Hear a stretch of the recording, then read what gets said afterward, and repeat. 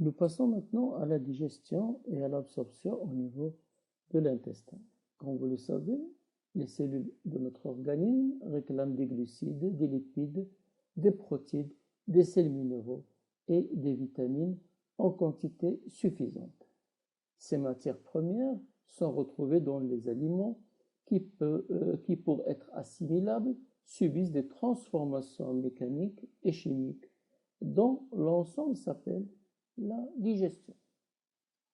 Cette digestion est le fait que plusieurs enzymes et catalyseurs sécrétés par le tractus gastro-intestinal et ses glandes annexes, comme nous l'avons déjà vu, va produire des petites molécules, et ces petites molécules qui sont issues de la digestion vont pénétrer dans l'entérocyte intestinal et de là va passer vers les vaisseaux lymphatiques et sanguins.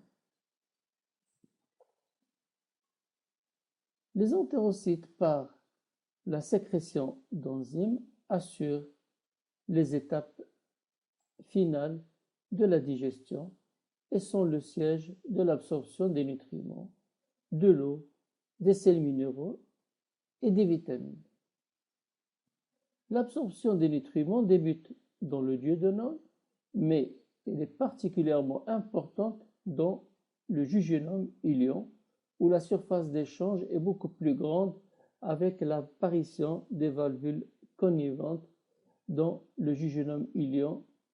La digestion intestinale comprend une première phase intraluminale, c'est-à-dire dans la lumière de l'intestin, mettant en jeu les enzymes pancréatiques et la bile. Par exemple, les sucres sont transformés en disaccharides, les protéines en petites peptides et les lipides en micelles, c'est-à-dire des complexes de monoglycérides ou d'acides gras avec les sels biliaires que nous verrons par la suite. La deuxième phase est plutôt intracellulaire, donc elle se fait dans l'entérocyte, plus justement membranaire. Elle parachève la digestion intraluminale. C'est le rôle des enzymes sécrétées par les entérocytes au niveau des microvillosités de l'entérocyte qui en est responsable. Du point de vue surface de digestion et d'absorption au niveau de l'intestin, la digestion met en jeu des enzymes et des structures différentes selon la nature chimique des aliments ingérés, qu'ils soient protéines, lipides ou hydrates de carbone, c'est-à-dire les glucides. C'est les différents enzymes qui vont hydrolyser ces constituants sont localisés au niveau de la surface des cellules épithéliales, c'est-à-dire les entérocytes de l'intestin. Cette surface des entérocytes est surmontée par des microvillosités, comme nous l'avons déjà vu auparavant, et qui constituent ce qu'on avait appelé la bordure ambrose. Et l'examen de cette partie en microscope électronique montre que ces microvillosités sont à leur tour recouvertes par des filaments glycoprotéiques qu'on appelle des glycocalyx. Ces filaments assurent un rôle de protection contre l'autodigestion d'une part et un rôle de filtre sélectif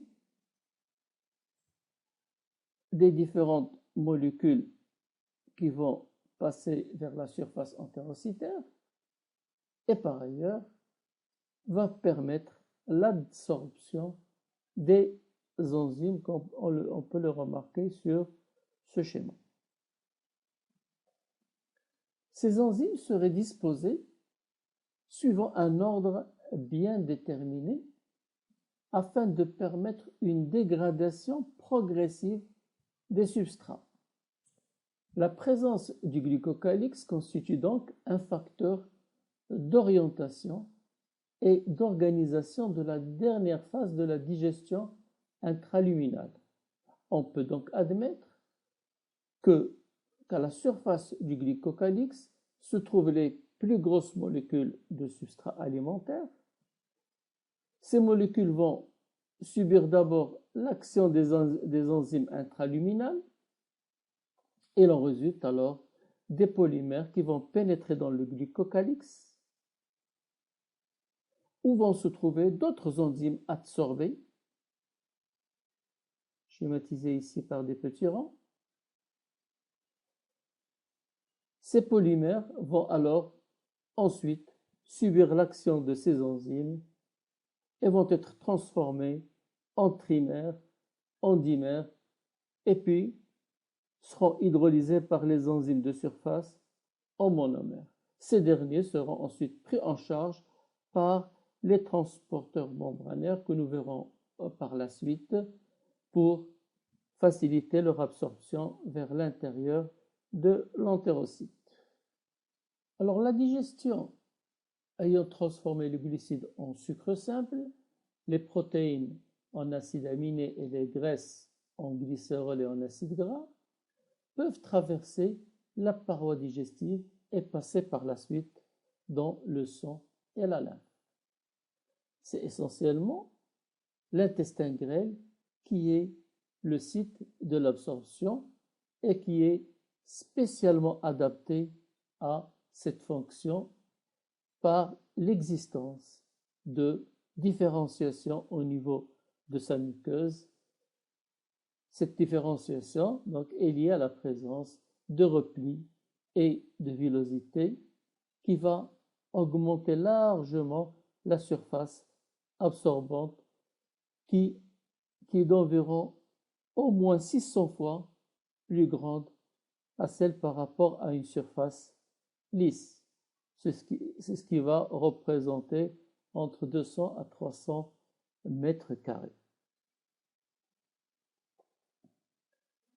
Chaque villosité intestinale dispose d'un réseau de capillaires sanguins avec des artérioles et des vénules au niveau desquelles va se faire l'échange entre l'entérocyte et le système vasculaire, et au centre duquel passe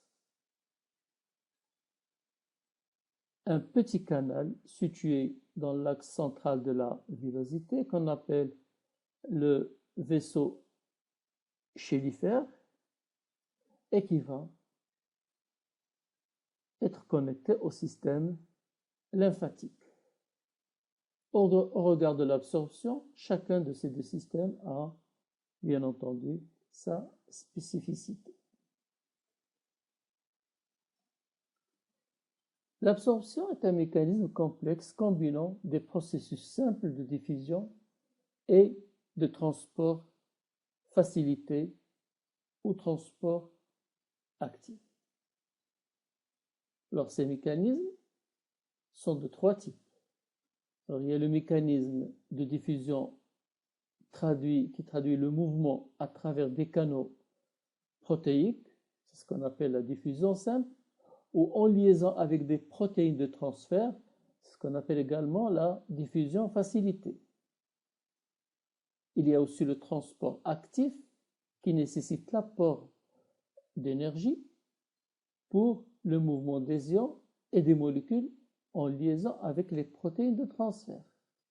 Les pompes donc sont des systèmes qui associent un transporteur et de l'ATP. Il existe également un autre type de mécanisme d'absorption qu'on appelle la pinocytose, par lequel un petit volume de contenu intestinal est englobé par la membrane épithéliale. Ce type d'absorption permet l'ingestion directe de grosses molécules, essentiellement des grosses molécules protéiques.